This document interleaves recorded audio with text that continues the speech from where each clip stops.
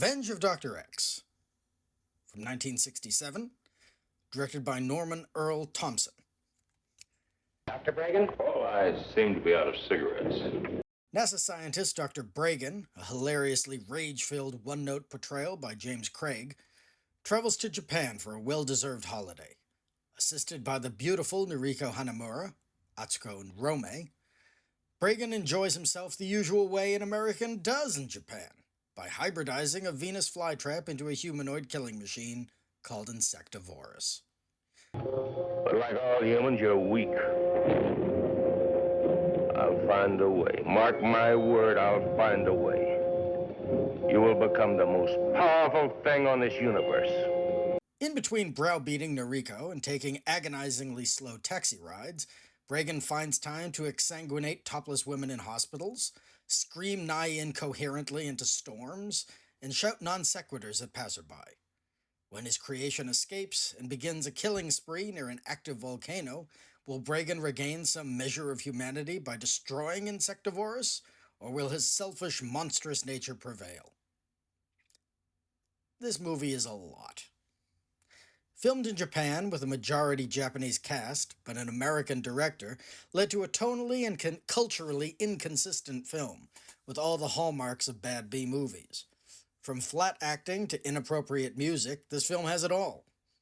James Craig delivers a performance of only two moods: coquettishly flirtatious or towering rage.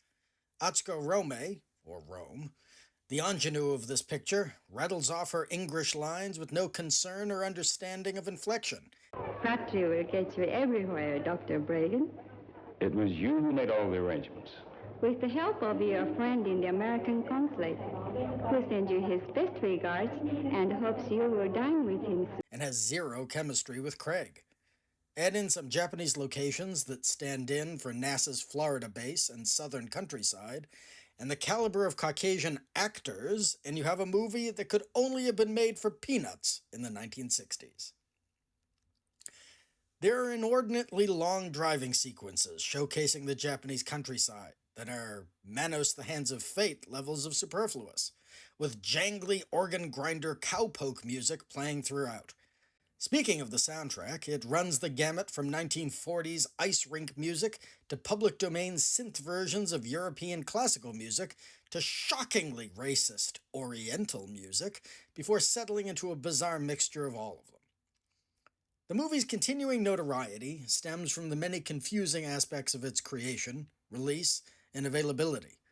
Firstly, many versions tout that the screenplay was written by Ed Wood Jr., but the resulting screenplay has little to do with the legendary Schlockmeister's 1950s plot treatment. Wood's contribution to the film is mere huckster publicity. He had supposedly written a one-page treatment for a killer plant film sometime in the 1950s, but no evidence to support this, nor any statements from the Ed Wood estate confirm any involvement from the Z-grade auteur in the film itself. The film's script was written by the director, allegedly, from Wood's plot. This dovetails into the confusing question of directorship. Cheap releases on bargain DVD often cite Kenneth G. Crane as the director, due to the similarity between this film and the Crane-helmed The Manster, which was also an American-Japanese production with James Craig as the main actor. But this was actually directed by Norman Earl Thompson, with Crane as editor. Thompson was an American actor, screenwriter, and novelist who lived in post-war Japan for 30-odd years. Starting as an actor with Orson Welles' Mercury Theater, performing in the legendary War of the Worlds broadcast, he ended up an entertainment supervisor for the Department of Defense in the Far East. While living in Japan, he wrote a series of pulp crime novels about American private eye Burns Banyan, based in Japan, the Kill Me In series, Kill Me in Tokyo, Kill Me in Yokohama, Kill Me in Shibuya, etc. He also frequently liaised with American motion picture studios if they filmed in Japan. Given his understanding of the Japanese motion picture industry, it makes sense why someone would trust him with directing an American-Japanese co-production. Who actually made the decision to hire Thompson, however, is lost to history. The film was produced and distributed by the Toei Company. creator of the Super Sentai genre and animation company behind Sailor Moon, Transformers, Dragon Ball, One Piece, Digimon, Voltron, Cutie Honey, etc. But how it was received in Japanese theaters is unknown, or even if it ever saw release. A recent interview with Atsuko Rome, linked below, who moved to the United States and had a lucrative job with Chanel for decades, reveals that she was unaware of any Japanese release. From authorship, we now turn to the confusing question of titles. The US print was apparently discovered in 1970 in a warehouse with no credits or title.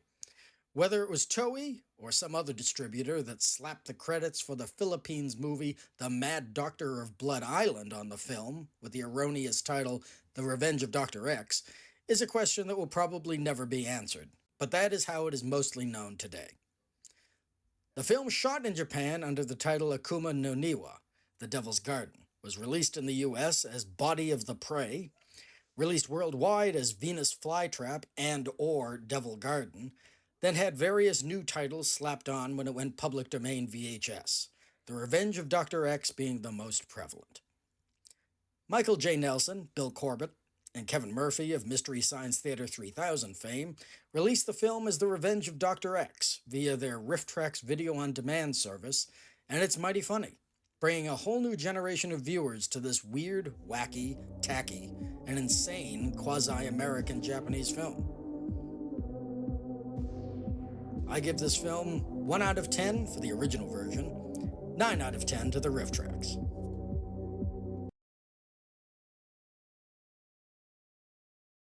There's always another day. Another day? There's been too many other days. Days! How in the hell can anybody be so utterly stupid as to build a rocket base on the coast of Florida? Watch out! Well, what the... すみません。すみません。すみません。すみません。